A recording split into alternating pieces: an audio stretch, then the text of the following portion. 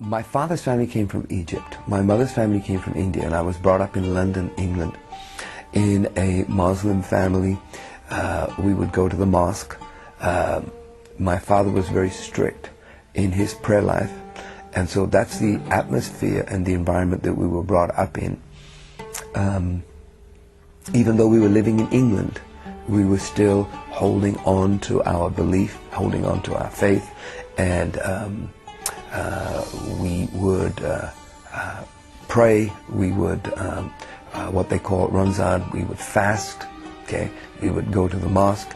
We would have the Quran. We would have the prayer mat, and that is the lifestyle. That is what I was brought up in London, fully believing that that's the only way to live, and that was the only religion, that was the only belief, that Allah is the only God and Muhammad is his prophet.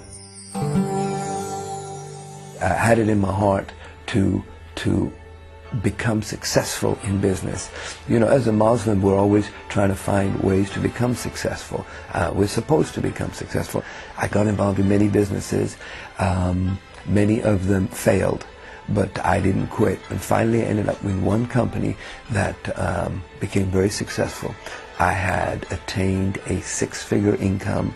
I could drive a car that I wanted. I could live where I wanted, and you know, everything that I dreamed of happening, it happened. And instead of being excited, instead of being fulfilled, there was an emptiness inside. There was something missing inside, and I didn't know what it was. And I started searching different places to find out what was it. I thought that if I had financial success, I had everything, but obviously there was something else still missing. And then I met this young lady, and she had invited me to her parents' home for dinner, which was great. And here I am sitting after dinner talking to her, a mother, and in the middle of a sentence I actually fell asleep. Now, if you want to make a good impression, that's not the way to do it. And I didn't know what happened. I woke up on the couch. I had a little rash on the side of my neck. I thought, what is this? I left and I went to the local hospital, and they said, look, it's not a problem, just take these pills, Tylenol, and you wake up in the morning, you'll be fine. I went to bed in my home. I woke up in the middle of the night, wanted to go to the bathroom, and I walked into the bathroom. As I stood in the bathroom, like that, I passed out. I woke up on the floor. I realized there was something seriously wrong with me, so on all fours, I crawled back to bed. And I looked in the mirror. That little rash on the side of my neck had grown to blisters half an inch in size. I was in so much pain that I actually got a piece of paper and wrote my will. I thought that I was going to die that night. I didn't know what was going on. I called this young lady to help me, who I just met, to drive over and take me to the hospital because I was in incredible pain. And they diagnosed it as the worst case of shingles. Now, what is shingles? It's a virus of the nerves, burning the skin from the inside out. If your head was covered in gasoline and someone put a match to it and there's nothing you could do to stop it, you know, that's the kind of pain that I was in. Finally, they said, we're going to have to admit you. They gave me an injection to knock me out. The next morning, I woke up with a temperature of 107.6. Now 104 is critical, 108 is death. I was 0.4 away from death in this hospital, and when that occurs, it's called hypothermia. Oxygen doesn't get to the brain, and the brain cooks itself. So here I am with a temperature of 107.6. Brain is cooking itself. The body is burning up. It feels like gasoline on the side of my head, burning up. There's nothing I can do to stop it. And the next day I wake up, I have chickenpox. Shingles, blisters, temperature 107.6, brain damage, and then chickenpox at the same time. I mean, my body was starting to shut down. This young lady that I had met who brought me to the hospital sat there by the bedside. She was the only one that sat there. No one else would come in without gloves and masks. And every day my condition was getting worse. Every day they were taking blood samples and my body was not fighting back. I remember one day, two doctors came in, and as they examined me, one doctor said to the other, there's nothing we can do. He's going to die.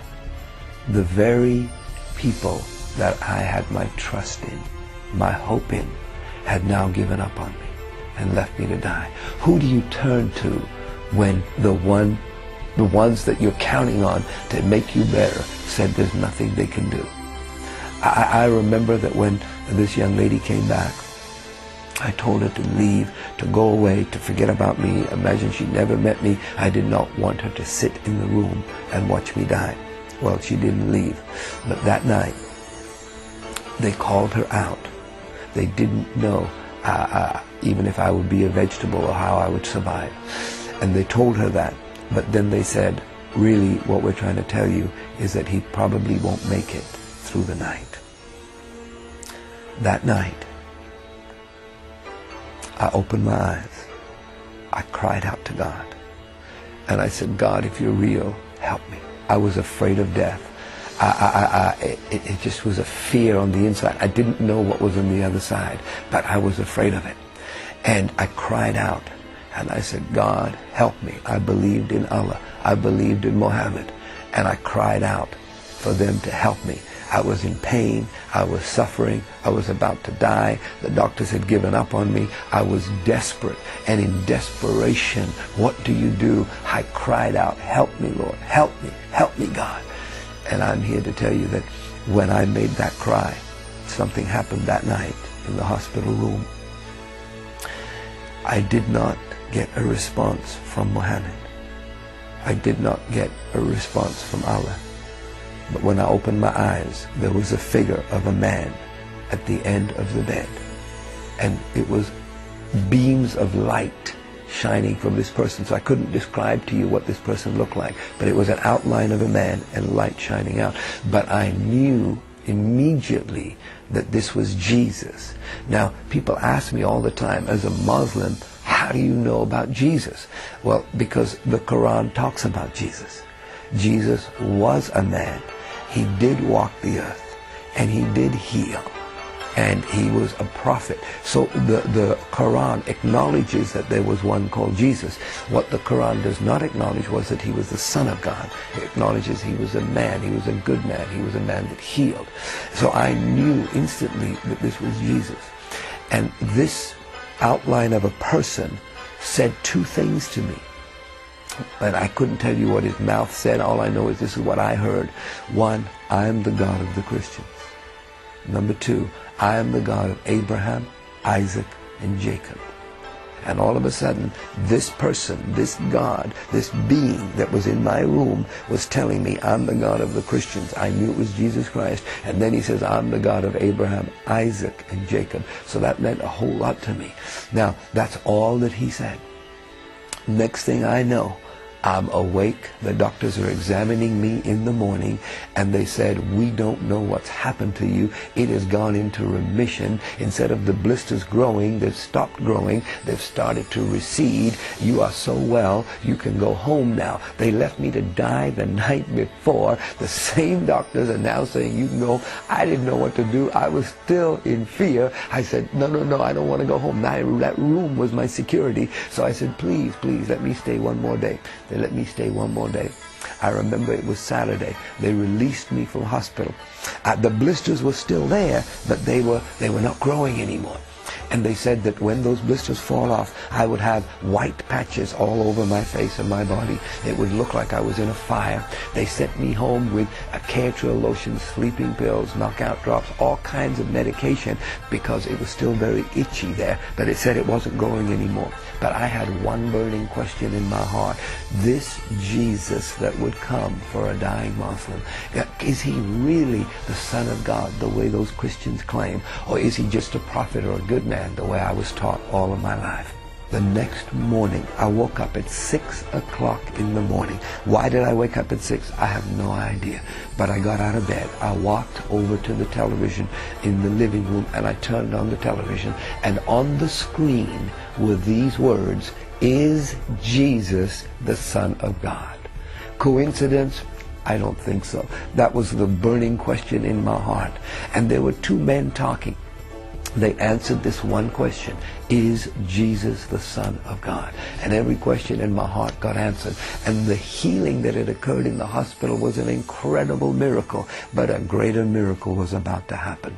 Alone in my living room, on my knees, in tears, on my knees in tears. They led me in a simple prayer to ask Jesus to come into my heart, to come into my life. I gave my life to Jesus. The next day I went out to buy a Bible because I wanted to know, who is this Jesus? I really didn't know him. I read Matthew, Mark, Luke, and John, and I read some things about this Jesus Christ, that he was a good man, that he did good things, that he healed people, he took care of people. And I thought, whoa, this is wonderful what I'm learning about him. I never realized that this was a God of love. I never realized how much he loves people, not just Christians, but I mean Muslims and Hindus and Buddhists and everybody. I never realized that he went and died on the cross. I didn't know any of those things, and I started to learn about what he did when he walked the earth, and how he helped people, and how he loved people, and how he healed people. And I found a picture of the way I used to look before I got sick. And I said, Lord Jesus, I know that you healed people in the Bible. I know you did something for me, but can you make me look like this picture again? I remember that I woke up 5 days later. It was 5 o'clock in the morning. And the doctor said, don't scratch the blisters, they're contagious. And I must have scratched some of them because they were on the side of the pillow. There were some blisters. I got out of bed, and for the first time I walked into the shower since I got out of hospital. I stood under that shower for 1.5 hours praying to this Jesus. Would you help me, Jesus? And in that shower, I'm here to tell you, every